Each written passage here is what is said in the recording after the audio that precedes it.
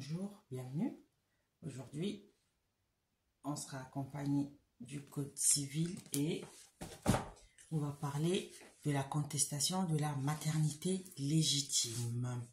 Alors, en avant-propos, quelques petites précisions s'imposent. Donc, en abordant le sujet de la maternité, on entre dans la thématique plus générale de la filiation. Donc, la filiation peut être définie comme étant le lien de droit qui unit l'enfant à son père et à sa mère. On parle donc de filiation paternelle ou de filiation maternelle.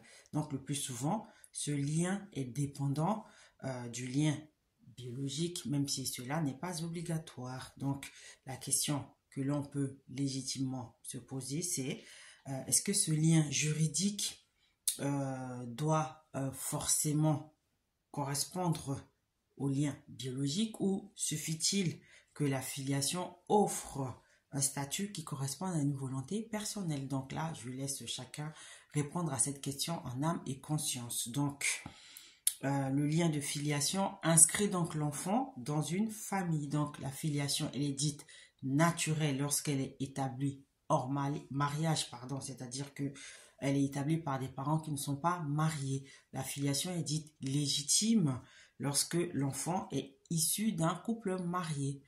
Remarquez qu'aujourd'hui, la filiation naturelle et la filiation légitime sont au même niveau, avec des conséquences différentes. Donc, il existe une certaine particularité quant à la filiation naturelle parce que celle-ci doit être demandée et établie pour pouvoir exister, alors que la filiation légitime existe ipso facto, c'est-à-dire que la filiation légitime, elle est accordée naturellement aux enfants nés d'un mariage, enfin de droit, je dirais, parce que là on parle de filiation naturelle, de filiation légitime.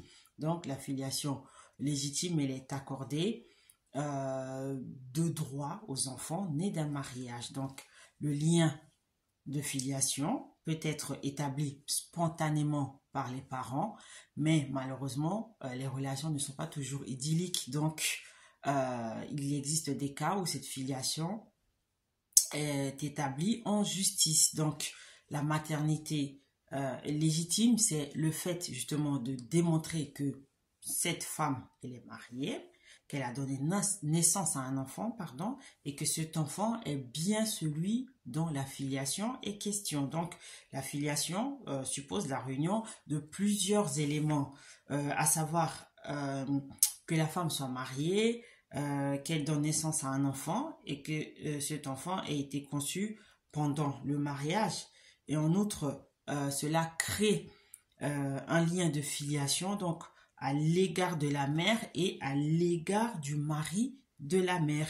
C'est ce qu'on appelle aussi la présomption de paternité. En effet, selon l'article 312 du Code civil que je cite, l'enfant conçu ou né pendant le mariage a pour père le mari. Fin de citation. Donc, je laisse chacun méditer sur cet article du Code civil. Donc, cette présomption est fondée sur le devoir de fidélité et de cohabitation qui sont l'une des obligations du mariage. Donc, l'action en contestation de maternité légitime a pour but de détruire le lien de maternité qui existe entre la femme et l'enfant. Donc, c'est un thème assez vaste, assez large, assez intéressant et donc qui reviendra souvent dans les prochaines vidéos. Donc, c'était tout pour aujourd'hui. Si vous avez des questions, n'hésitez pas à faire un tour sur notre page ou à nous contacter aux coordonnées qui y figurent. À bientôt.